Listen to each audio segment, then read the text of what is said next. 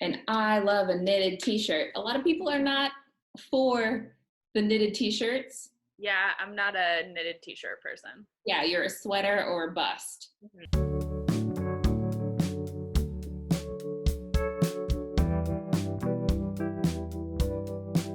Cheers. Cheers.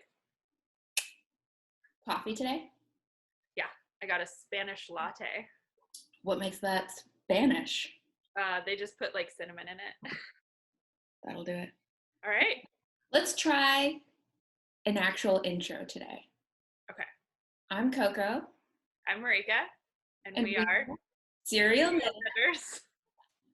We are two LA-based friends showing off our knitwear. Mm-hmm. How's that for an intro? Good. It at least puts us in a place and defines who we are and what we're gonna talk about. Yeah.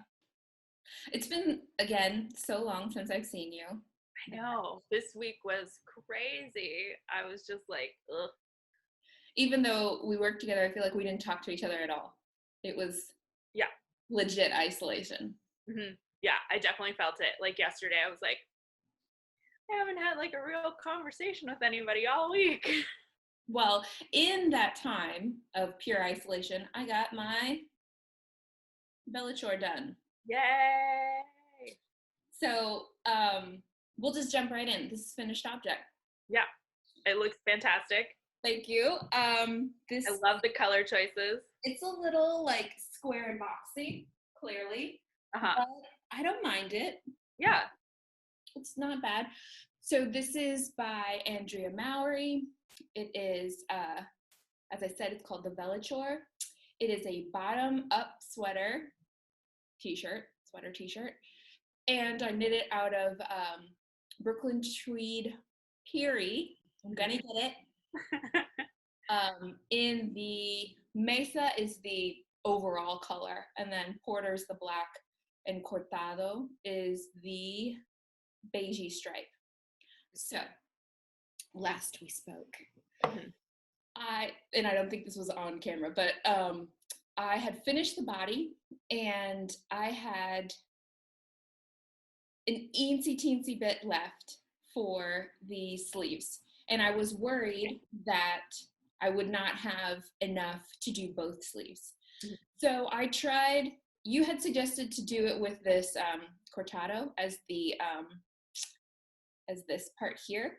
Mm-hmm. And I tried it, and it just threw off the entire vibe of the piece. Like, it was just the color that, like, your eye pulled straight to the color that wasn't like the rest of it.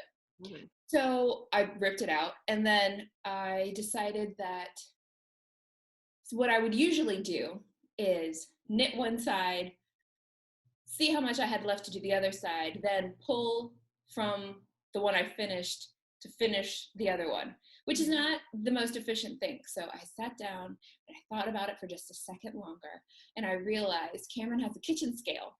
So I measured out how much I had left, and I had about 7 grams. So then I split the ball into 2. So it can do it can't do a point of a gram, so it couldn't do like 3.5. So I just made sure it said 3 for both. So I knew roughly, like, one of them's gonna have more and one of them's gonna have a little bit less, but we're roughly half. So then on the first sleeve, I used 3 grams, and all you had to do was pick up and knit 1 inch, but I didn't even think I had 2 inches left, and I clearly don't. So I picked up and I knit the bind off, and I knit the ribbing, and then as I was binding off, I was like snipping pieces from anywhere where I had an extra tail and adding it to the end to get to the bind off. And I started with the stretchy bind off, the one where you just knit them together through the back loop. And I got about here, and I was like, I'm not going to make it to the end. And I was cutting all of the like spare and adding it. So then I started to do a regular bind off where you slip the stitch over the top of the other stitch every other stitch. So I was like through the back loop and then one over, and then through the back loop and then one over, because I didn't want it to be tight. But I didn't think I was going to make it if I kept having to add that extra yarn of doing it through the back loop. And so it was a little bit of a saga. And I think I could have started it earlier, because right there, like, it flares out a little bit. And I think if I had done the stretchy bind off through the whole thing, it would have done this more. But on this side, I consistently did one through the back loop and then one over all the way around. And I like the way that this shoulder ended better. Yeah. And I ended up with like a tail this long after this one. So I was like, man, this one was a struggle though. But I'm okay with it. It's fine. Now that I pointed it out, now it's going to annoy me. But I wish I hadn't noticed. And did you block it? This is blocked. All right. As it's going to be. It is a little warm for the summer. I was wondering about that, because you were worried as you were knitting it up that it was going to be warm. And I was wondering if the like boxy looseness of it was helping combat that at all. I think it does. Like, I'm not dying right now. Let's see what the temperature is. I'm not dying, but I die very quickly. It's 66 degrees and I'm like, it's a little warm. Like, it's probably a little bit warmer than 66 in my house, but it's fine. I don't think it's a 72 and higher sweater, so it may not make it. It's not going to make it through the summer, but it is a good like transitional piece. Yeah, unless we end up going back to the office at some point this summer. Right, and in which case it would be great, because it's like a little vest. I thought it was going to be shorter when I knit it. This yarn has a lot of spring in it, and I said that before, but I felt like it was very tough on my hands. I don't know why, more than a lot of the other things that I've knit with, because I think I knit pretty loose. It's not hard for me to just gauge with the recommended needle size that most people have, except for Caitlin Hunter, which we're going to talk about. But I think I just knit in a pretty like loose way. And with this one, if I was knitting loose because of the spring in the yarn,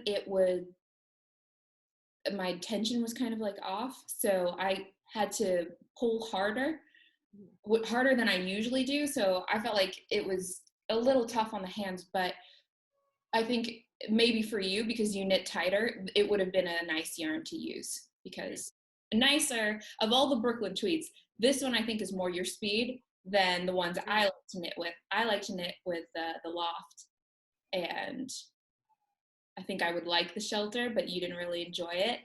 I think you would like this one, and it's a fingering weight, so if you were going to make something in Loft, I think this is more your speed than Brooklyn Tweed Loft, which is also a fingering weight.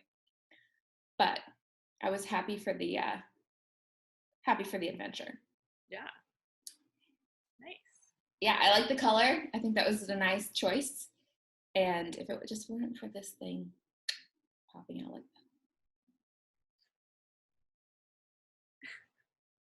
that. Sorry, it's just gonna bother me now.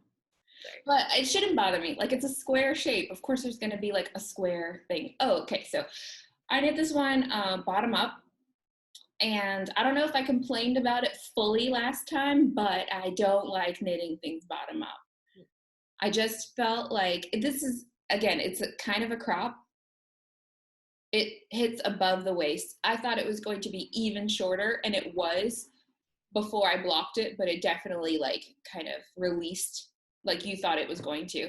So it definitely kind of grew in the blocking, but I'm glad it was a crop, because I just don't think I would have had the strength to do bottom up if it weren't cropped. But I didn't learn my lesson, as we're going to talk about in my works in progress. Okay. I do not have any finished objects. I ran out of yarn for the balloon cardigan, so I was able to join all the sleeves, both sleeves.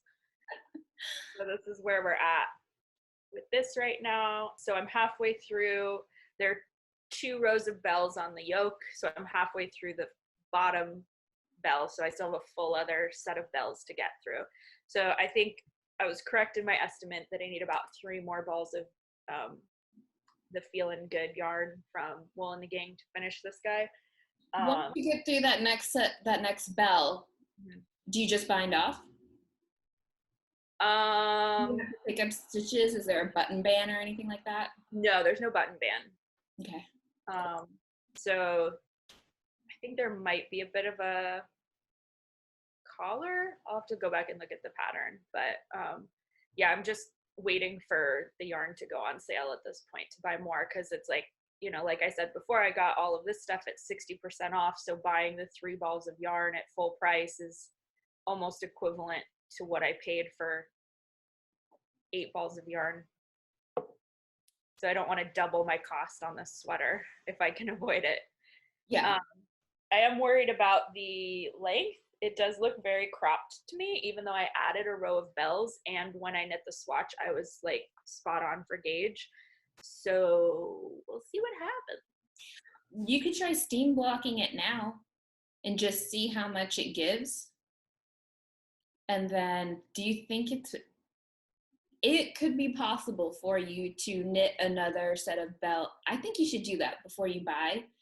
That way you can see if you need to knit another set of bells and graft it onto the bottom to make it a little bit longer. And then, you know, you would need another ball. So you should probably do that before you purchase again, or else you'll end up like having to buy another one at full price.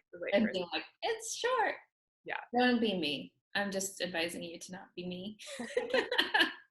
So, but yeah, I think it'll be great when it's done, if it ever gets done.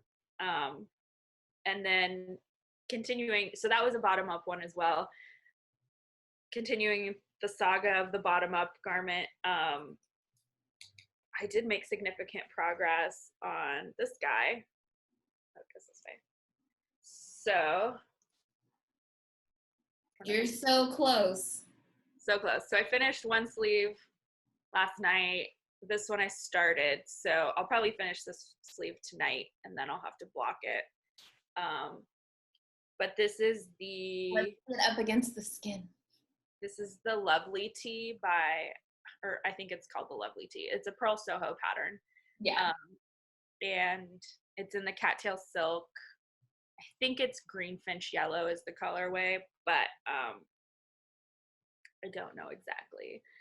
So yeah, I think it'll be okay. I added 2 inches onto the bottom length, what they recommended I knit it to, and I feel like it's still a little short in the front and the back. So it's got like, you do short rows on the bottom so that the front and the back are longer, so it has like a nice kind of like curve to it, and I like where it hits on the sides, but I feel like it's still going to be short in the front and the back.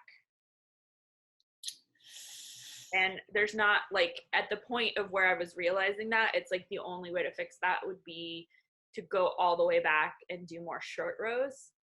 And I was like, I've come too far. I already had to restart it once because I twisted it when I joined in the round. Yeah.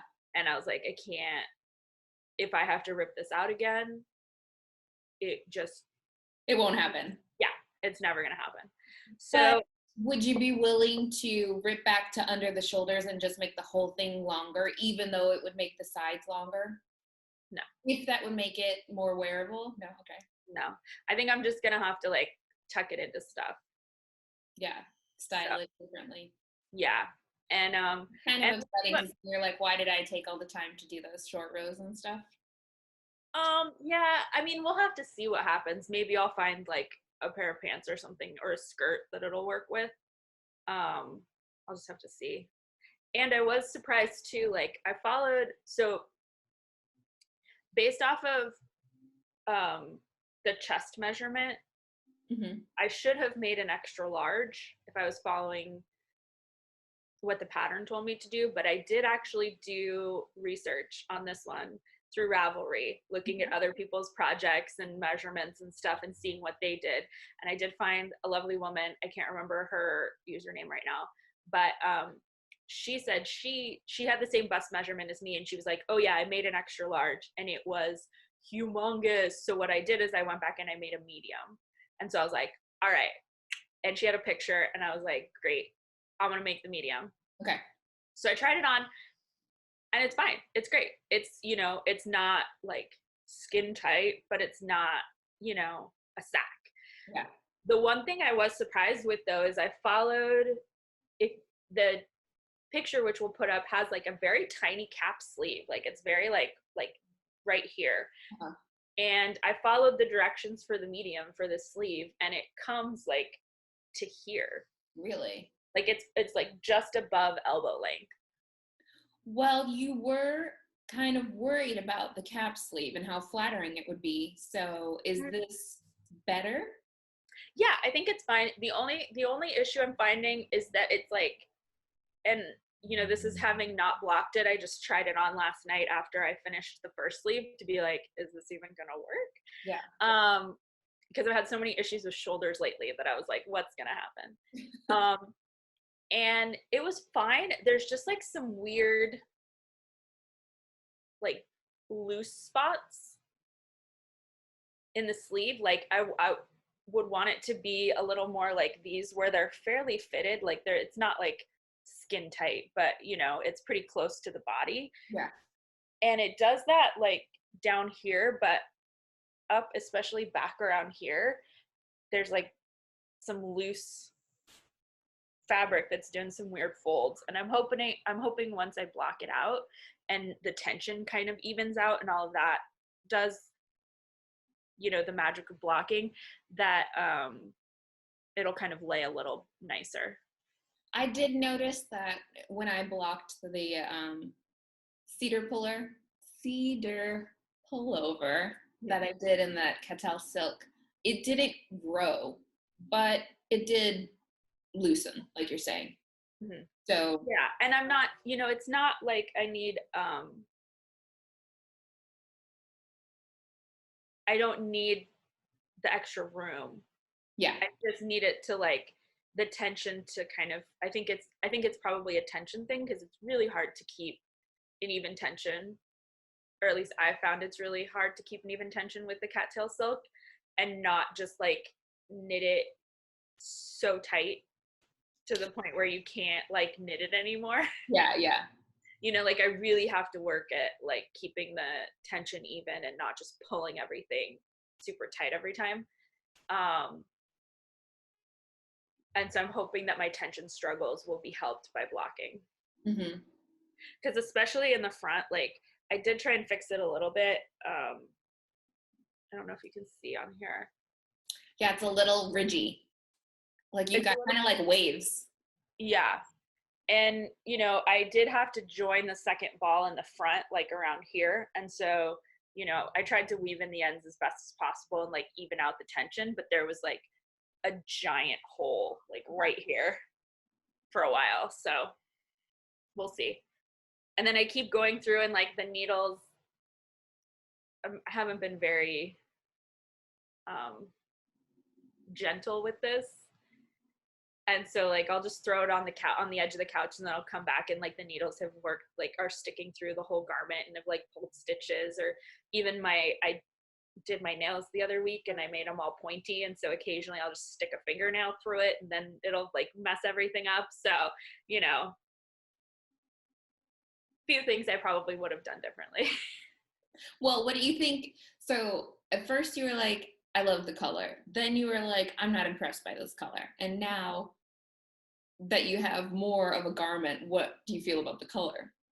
I'm still kind of like meh about the color. Like it's not going to prevent me from wearing it, but it's also like, I'm not like super excited to be like, yes. Do you think you're going to dye it? I do. I'm just trying to figure out, like at first I was like, I want to do like a crazy tie-dye on it. And now I'm like, maybe I'll do a dip dye. Because there is, now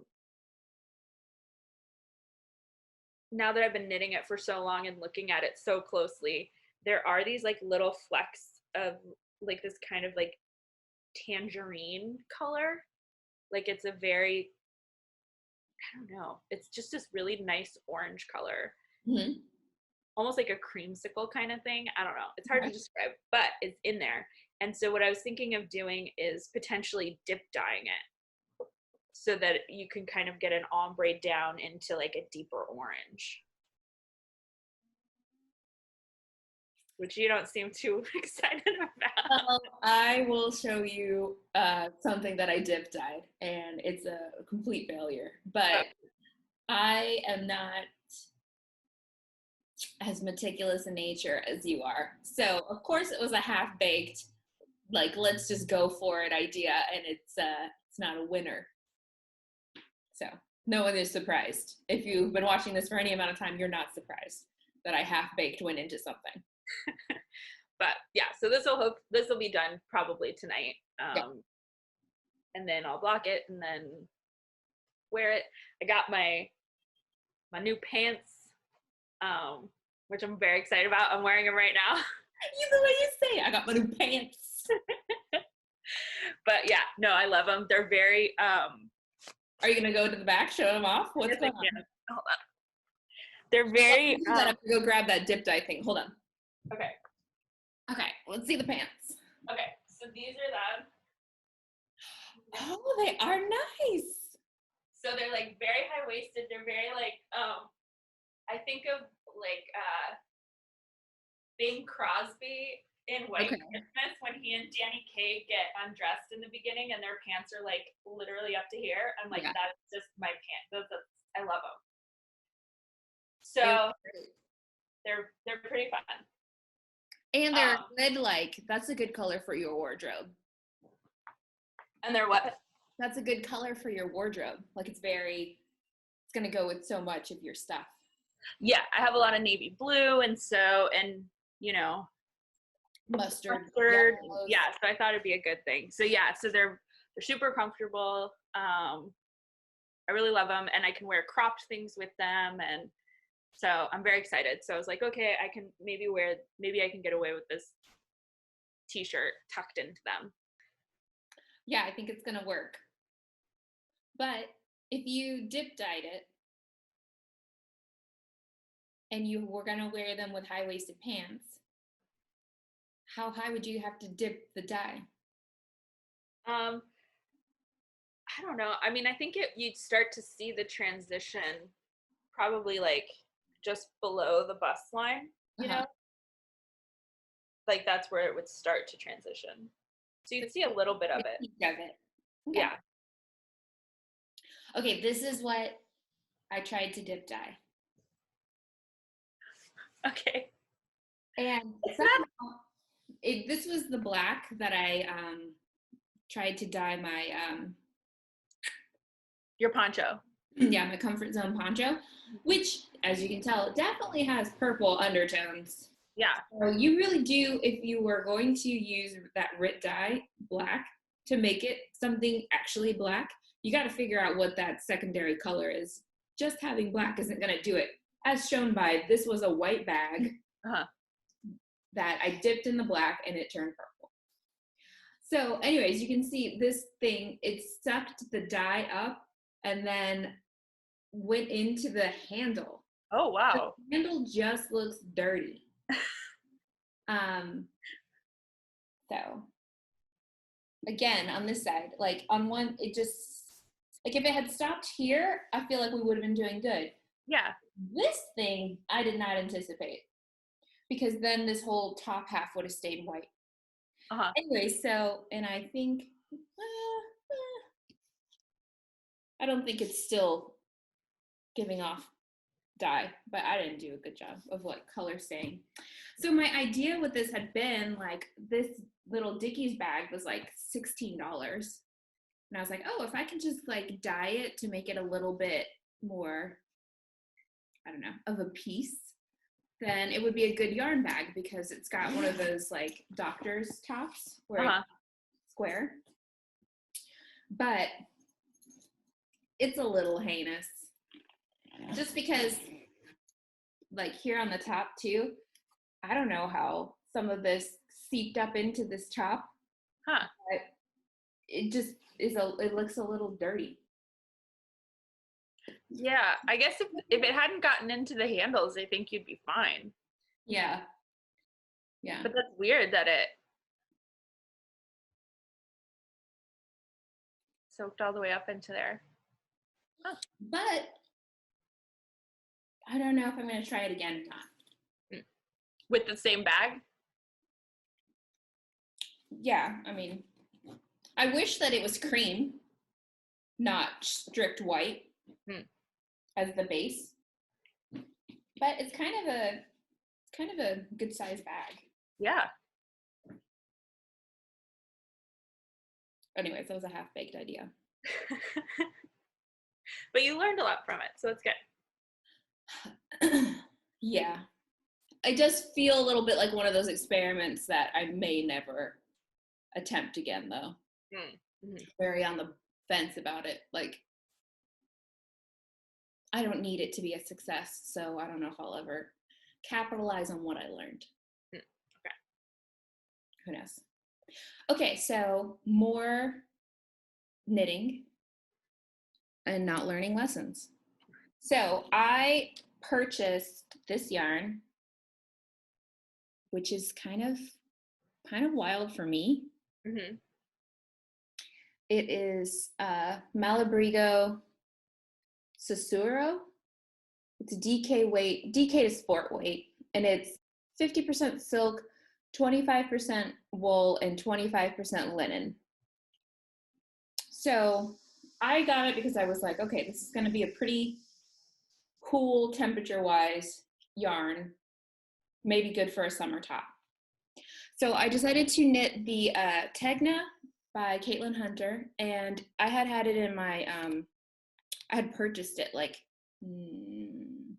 maybe year and a half, 2 years ago, on one of the sales. So it was like, well, it's a pattern that's already in my library, and I can definitely just get something off of the long-term to-do list. But it's a bottom-up one again. So a little like, you didn't learn any lessons. Like, and this one has all the pattern in the bottom, right? Yeah.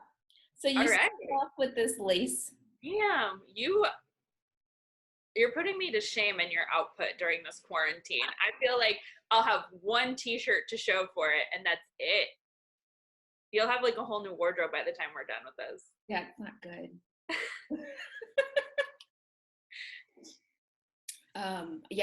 My husband came home yesterday, and I guess I wasn't done with the lace.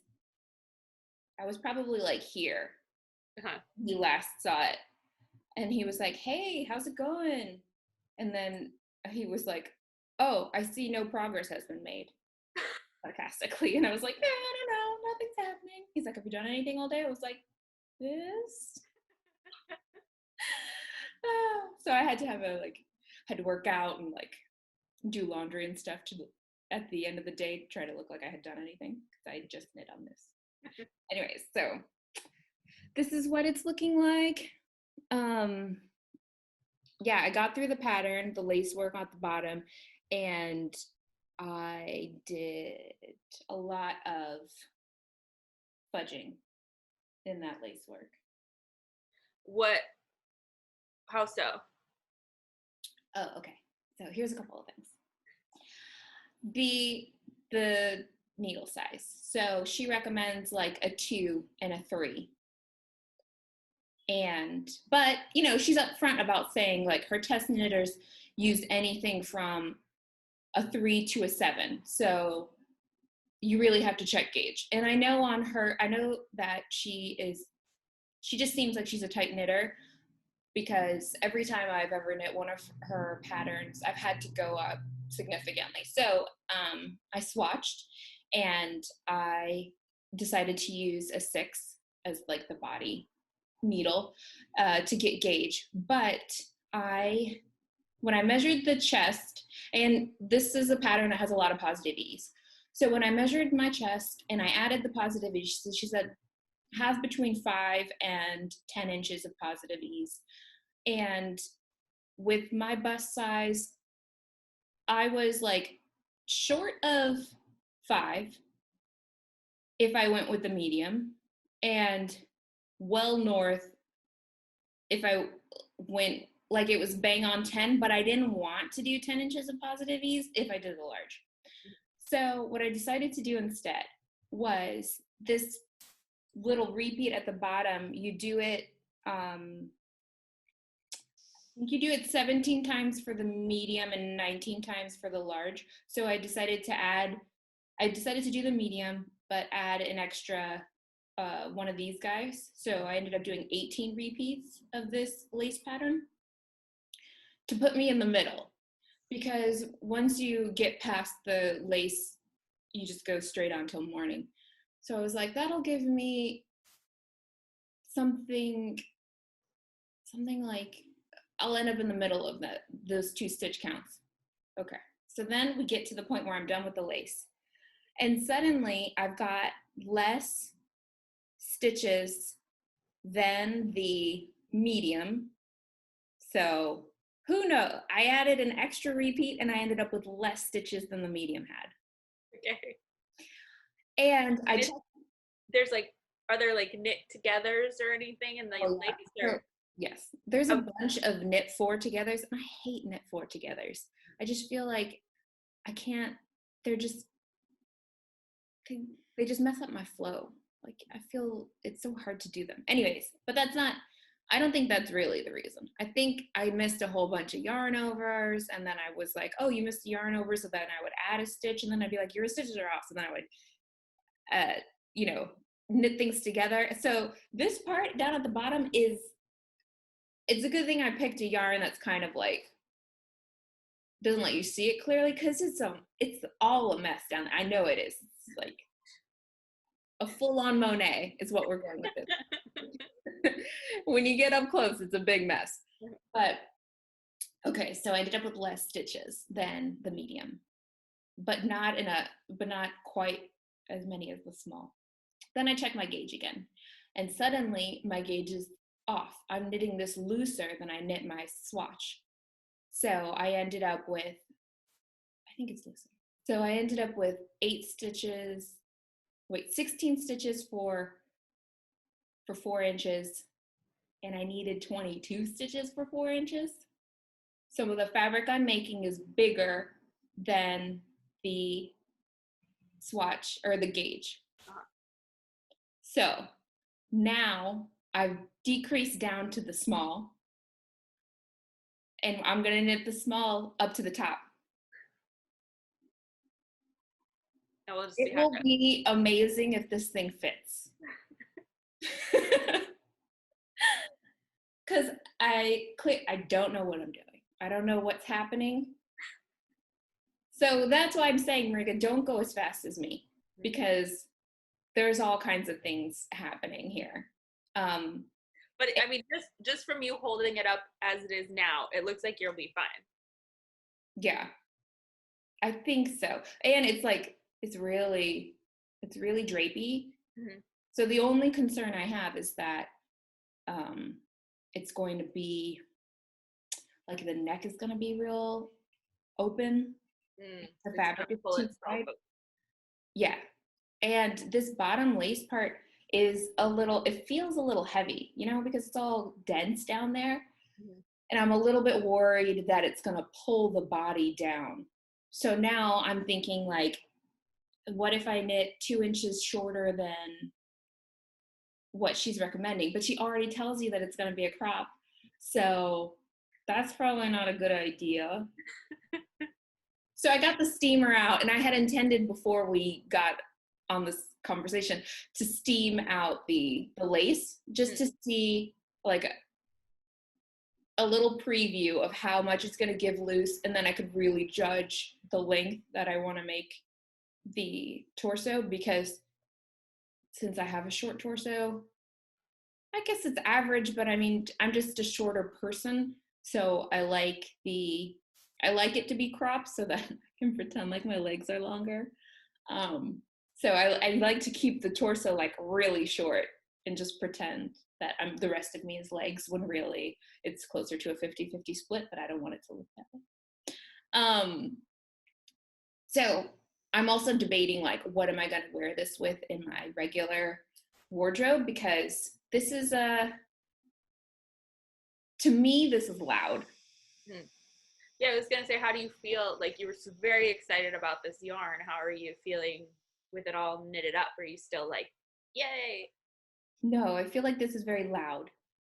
It doesn't look loud at least through the webcam. I'm like, oh, it's like a heather. Okay. With, with some color in it.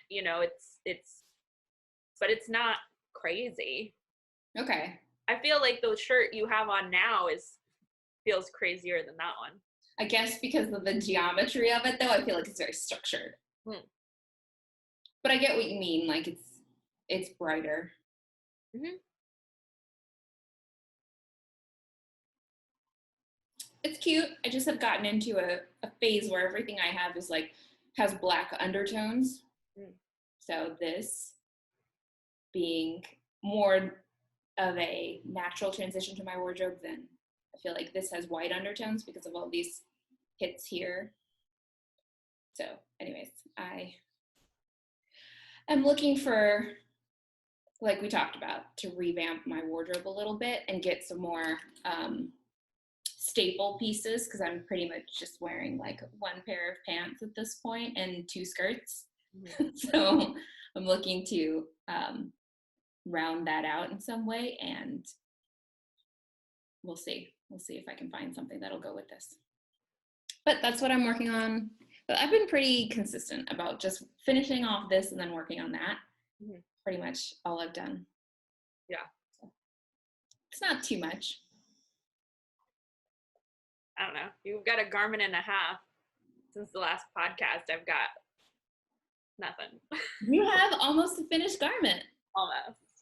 And I would not have knit that t-shirt. That is a lot of dedication because there's nothing going on. Yeah, it was super boring. Like, I'm never going to make it again. Right. Even if it is probably one of the most wearable, functional pieces, that looks like it would be harder than your nightingale. Like, there's just nothing to keep you going other than your willpower, which is significant, thank God. Mine is not. I would be like, done, not doing. It was rough. Do you feel, though, that since it's so mindless, has it been good during this quarantine to do something like that? Or do you feel like, then there's no saving it? Yeah. Yeah, because it's like, I don't know, it's just, it's just so repetitive. Yeah. It's just, I'm glad that I'll have it, but I would never make a second one. Yeah. And then now I've been like, what can I make next? That's like not gonna be super boring. And so I've been going through my stash. I showed you some of the stuff I had for my stash that I want to use that's been sitting there, and I'm like worried the moths are gonna eat it. So I'm like, make something with it now. And so these are the 4 guys that I pulled out the other day that I showed you. I just love them all together. And I was like, what can I make with them? I need to use them all. So this guy is by Crave yarn. It's their Caravan yarn called in the color Interstellar. And it's merino, camel, cashmere, and mulberry silk. Oh my gosh. And it's got like a bit of a shine to it. I don't know if you can see. It's got like a little like silvery shimmer. And so it felt like very like cosmic to me. And for some reason, I just like loved it with these Madelinetosh ones that are metallic as well. Oh yeah. This one's called Subtle Flame. And then this one is Coffee Grounds. Oh, that one's so good. And then I love a good peach, like neutral skin color one. And so this is called Pink Clay. And this one is also Madelinetosh? Yes, it's Madelinetosh. It's the pashmina. So it's 75% merino, 15 silk, 10 cashmere. So, and then these guys are both the ToshMerino light. So these are 90% merino wool, 8% acrylic, and the tags on the other one, 2%, I guess, whatever the metallic thing is in it. Sure. Usually. So these are like a light fingering weight. And then these guys are both sport weights. So I've been looking for a sport weight sweater. Yeah. To make out of them. And I think I found it. Okay. I'm digging. It's in a pom-pom that I don't believe we own collectively. Okay. Well, so we have to buy it. It's from the sea. I think it's the sea glass one. It's from last fall, August 2019. And it's called the Trove. Okay. Which I also was like, am I just totally biting your style with window pane sweaters with this guy? So the reason I did the Tegna, because I have another window pane one on my list that's made out of linen called the Zara. And I was like, you can't do two back to back. So I was originally I was looking at another sweater from the same issue of Pom Pom, and then the one that I was going to first was the Aphotic by This Bird Knits, but it was a worsted weight, and I was just really worried about gauge. Yeah. Like transitioning that gauge from us. If it was like a DK to a worsted, I'd be like, no, just fudge it. But a sport from a worsted felt like too big of a jump for me at this point, in terms of recalculating things. And it's only 3 colors. So I was going to do the navy as the body and then the 2 metallics for the graphic color work that's in the yoke for the Aphotic. But this guy's super expensive. And so I didn't feel like buying a sweater's quantity of it. Yeah. So then I found the Trove, which I see. Yeah, we do not have this one, but I would be willing to purchase. I know. I think I'm gonna purchase. I might purchase the electronic one. Okay, because there was another pattern in this one that I was like, I kind of want to do it, but I don't want to just buy it for one pattern. Yeah, I think patterns is something different. Yeah, I think there's at least 3 in this issue that I would make. But so this one is, how many colors does it have? So I know I'm going to put a photo up, but this one, right? Yeah. So it's got 5 colors in it. So what I feel like is I could use these, it's a skein of each for the colors that run through. So I feel like I could use these as those colors. And then I just have to figure out what the body of the sweater will be. And that was where I was really struggling in terms of like, I was wondering, should I make this the body and find a 4th color? But again, I run into the same issue of like the quantity needed for this. And this is like $35 a skein. Right. I'm like, I need, let's see, what is the yardage on here? It doesn't even tell me yardage. Oh no, there it is. 354 yards. Let's do some quick math. Okay, so the main color, I'd probably make a size 4, which would mean I would need 6 skeins at 202 yards. Just 1,212 yards. Yeah. So if we divide that by 354, like 4.5. I still have to buy 3 more of these. So 3 times 35, it's $105 more I would have to spend to make this sweater, which I don't know. I know. So you're looking for something that's a little more cost effective. Probably like $20 a skein would be okay. Yeah. Would be ideal. Yeah. Okay.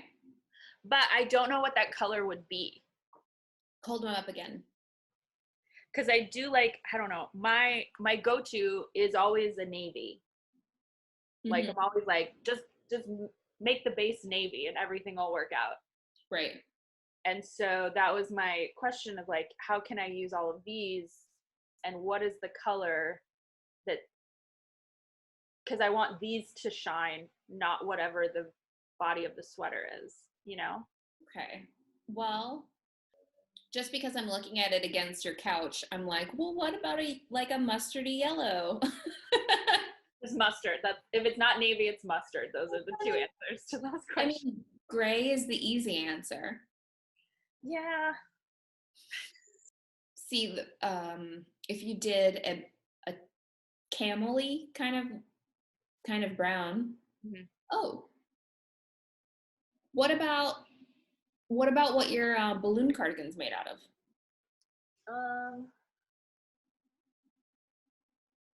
Let's see. Yeah, here, hold it up and like put it on in front of you backwards, and then hold the other guys up against it. Since you already have it, it's yarn you don't have to purchase and something you just have to rip out. This is the wrong weight, but I think we'll be okay. What weight is it? This is like, well, I don't know. I guess it could be a sport. It said it was a DK, but okay. I don't know. Can you see it? What do you think? No, I don't like it with this guy. Okay. I guess it could work, like this color, this little strand here. Well, would you buy more of that one and make that one the base? This peach? Mm-hmm. No. Okay. Because again, this one was $37. Like, okay. I bought these so long ago. I was just like, oh my God, I love it. I love it. Like one of this, one of that, like one, I'm just buying one. It's okay. Mm-hmm. And now I'm like, what was I thinking? I would never, like, this was like, I'm so mad at my past self for this expense that now I have to reconcile.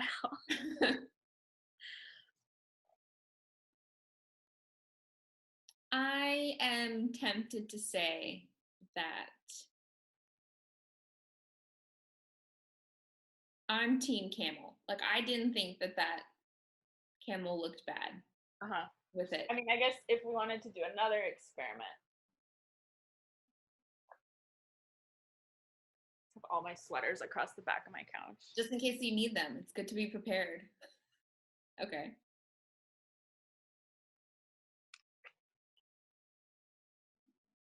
Does that work? Flip the Madelinetosh. Yeah. What do you think? I think it works. Or is it just this color? Yeah, I mean that's ideal. Something more like true gold. The ideal. Yeah. Okay. So now I just have to find a sport weight, reasonably priced gold yarn. You're nothing if specific, always. So you're just like, and now I put this away and I wait for that unicorn to finally show up. Mm-hmm. Nice. I got a little bit of a splurge. So this is Spin Cycle. And what is Spin Cycle? Spin Cycle is a yarn made in Bellingham, Washington that is like where they spin the yarn and create this really variegated look to it. Mm. So this is the Pussy Willow colorway, and it was on sale. And online, I will show you what the color looked like. I'm a little sad that they tell you up front that, you know, because of the way that they spin it, the color is going to be different. It just popped right up, but then I clicked on it and it was gone. They tell you that the color is going to be different because it's like, you know, it's kind of hand done, and every skein is going to have variation. But I was hoping, because I looked at all the versions of this colorway, it had this really punchy yellow in it. Let's see if I can find it. And this is mostly gray.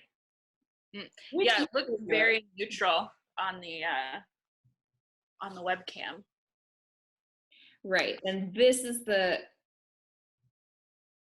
Oh, damn. Yeah, I would be surprised if what you just showed me, that's what you purchased. Right. And these were the like samples to show you like there's variation. Uh-huh. Right? But variation being like the amount of black, not the color of yellow. Like, where is there yellow in there? I'm so like I was like going, I haven't scanned it, but I was like, okay, there's the yellow. And I was like, ugh. Oof. That is like, I would be so pissed. I was a little upset. It was not well received. But did you talk to them? No. But when I bought it, I was like, oh, yellow's not really my color. This is really going out on a limb. Who knows if I'm even gonna like it? And I feel like this was my penance for that because I was like, this one has like 2 strands of yellow in it. Wow. That is I got it on super sale. And to be fair, I was like, there's a little bit, see, there's like 2 strands of yellow. And I was a little bit like, not sure if I was ready for something that punchy. Mm-hmm. So the reason why I didn't complain is because I'm like, maybe this is a good thing for me that it did not turn out anything like how that color looked. But that's definitely a lesson to me. Like I will buy this in this kind of yarn in person in the future because these are like totally not what I was expecting. Yeah. And I was going to, I'm trying to always figure out how to make this sold out and work. Yeah. So I was going to get a Juniper Moon Zoe, which is a 50% cotton, 50% linen yarn, and do one color as the full background, which would be combining 2 of the, you're supposed to have 4 colors in that soldana. And I was going to combine 2 of them and just do the full thing in that Zoe, and then do all the color work in the spin cycle and let the change in the spin cycle be the change in the colorway of the body. So what I had thought was, because it was going to have such a punchy yellow and some grays and a little bit of blacks, I thought that I would get a navy-ish, like a true blue, and then it would have that yellow, gray, and black kind of running through the pattern. But now that it's such a taupey gray, mm-hmm. I don't think that navy is going to work. Mm-hmm. And I feel like I want to wind one of these just to see what the color change is before I decide what the body will be. Mm-hmm. And what weight is that one? This is a sport weight. Okay. So the pattern is a DK. The Zoe is a DK. Last time I knitted it, I did the Mojave, Kelborn Woolens Mojave, and that was not only an issue because of how I blocked it, and then all the indigo kind of seeped into the rest of the body, but also I think that, I know it's a fingering weight. I think I did not account for that. I should have gone up like a couple of needles so that it opened up more, because it was very tight and small. So this option would be at least getting me closer to the right weight. Mm-hmm. And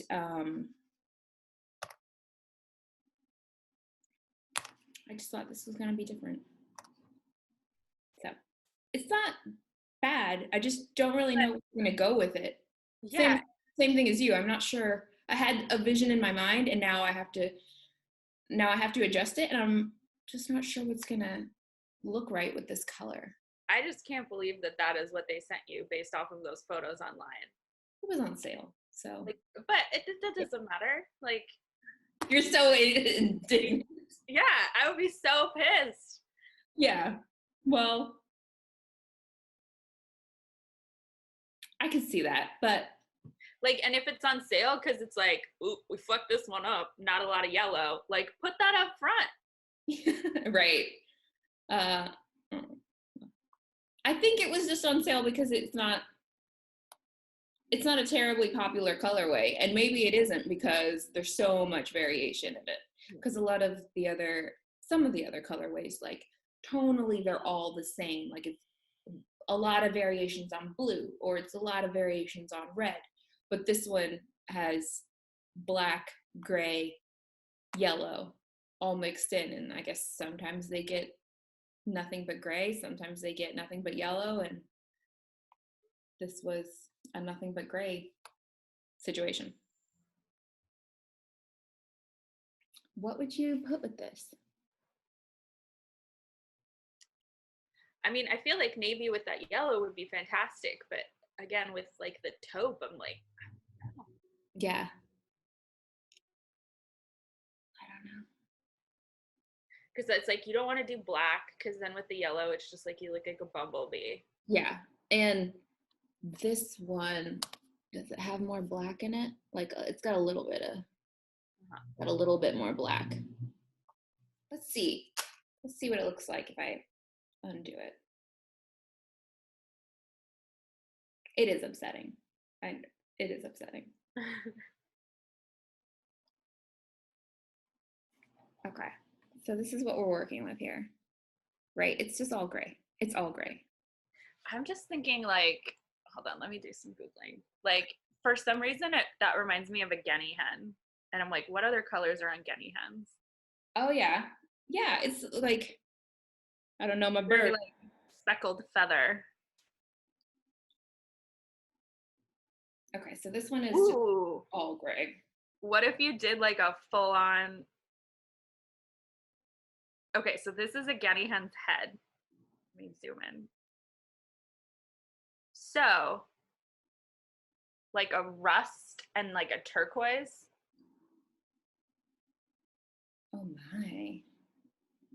I don't wear turquoise. I know, talk about like out of your comfort zone. But I think that Zoe thing does come in something that's like turquoise. And this one. But nature's like, hey, they go together. Again, it's like, oh, this is gray. Mm-hmm. It's got a little bit. And I think like that, I mean, you with the hints of yellow, then if you did like a rust and a turquoise, like you get a little primary, but it's, you know, since the yellow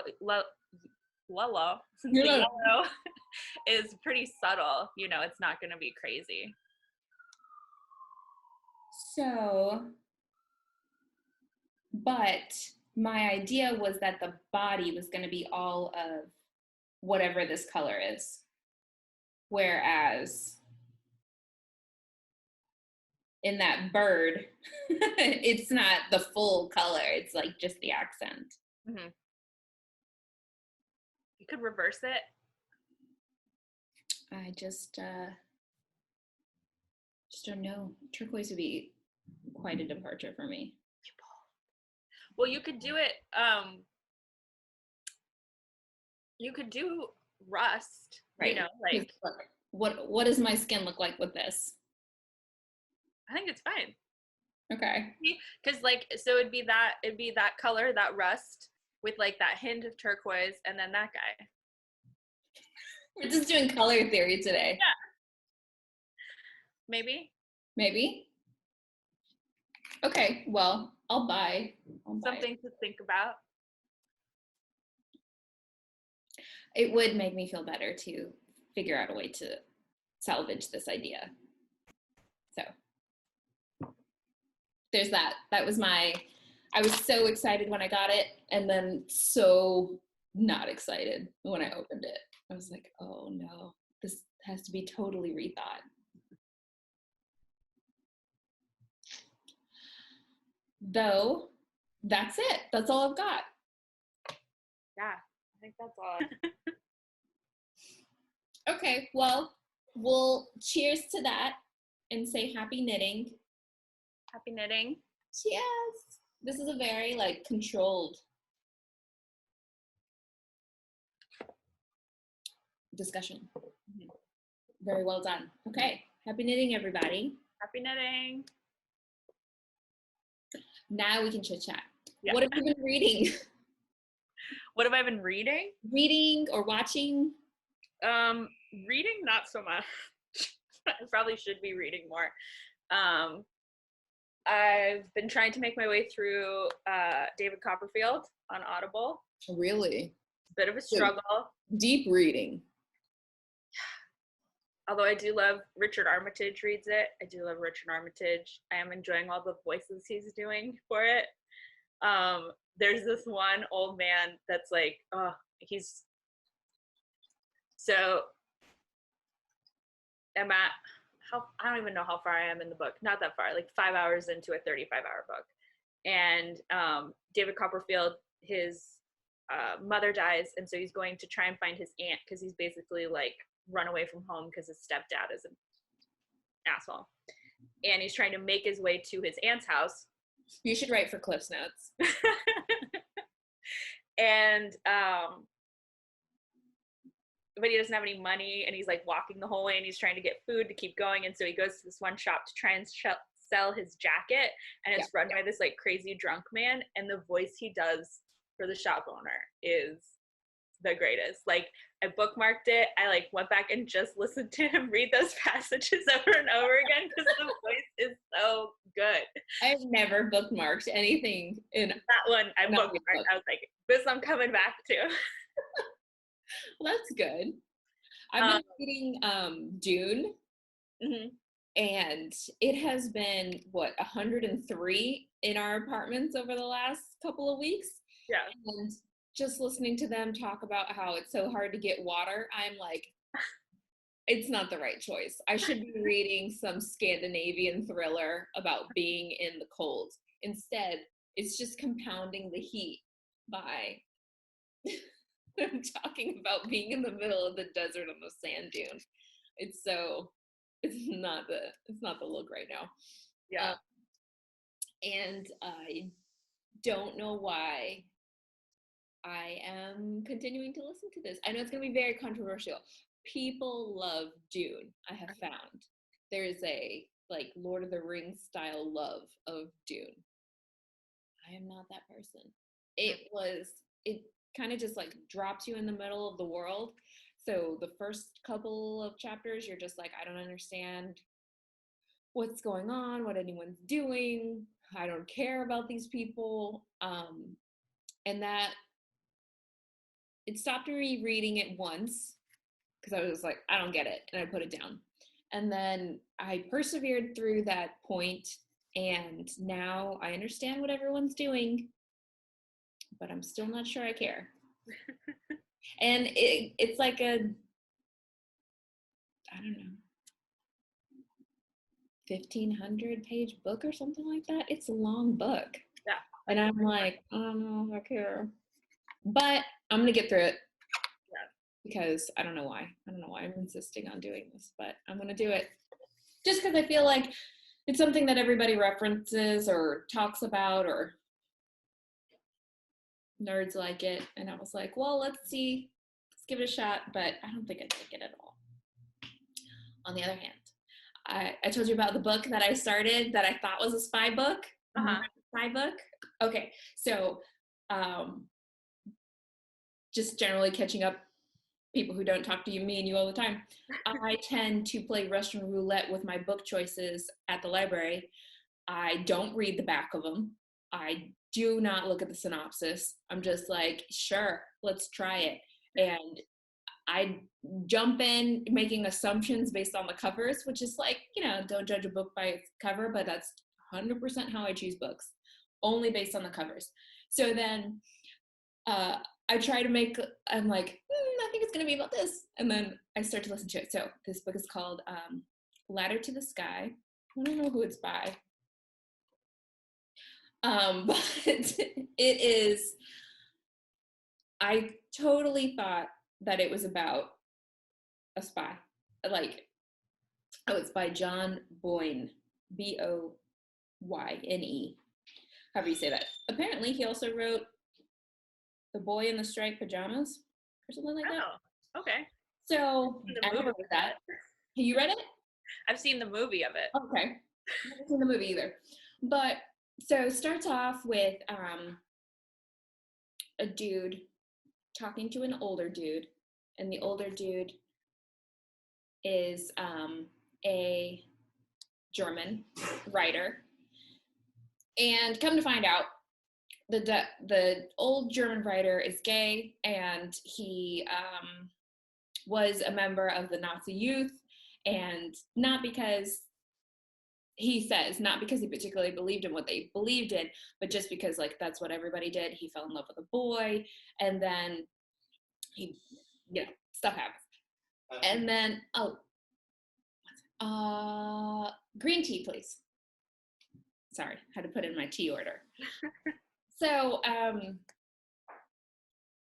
anyways, what the whole thing is about is this guy who is stealing other people's stories because he does not have the creative impetus to create his own stories. Like, the stories he makes on his own are bad, but he's not a bad writer. He writes well. He just doesn't have good ideas.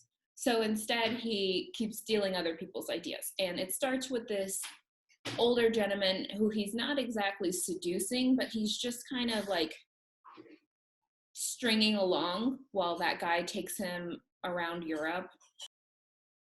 He just kind of like uses him basically to get into the literary world, and then he tells his story, somewhat factually, ruins the dude's life, becomes a wild success. And then from there, it's increasing stories of like him doing that more throughout his career.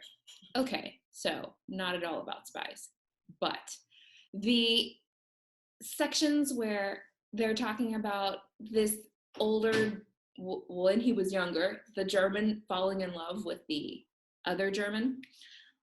So sexy. They're like the sexiest written, like just desire kind of things. Oh my God, I was so hooked, and I was like, not about spies.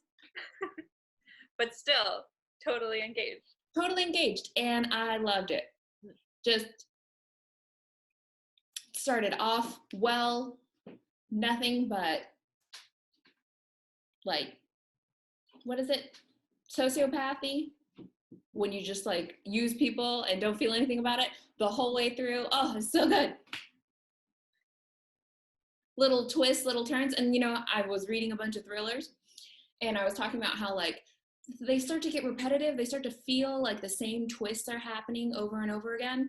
This one was, I guess it's a thriller. It's not a spy novel. I guess it's a thriller, and the twists are good. Like, you don't see them coming. This dude is messed up, and it is so good. Anyway, I recommend the book. If you like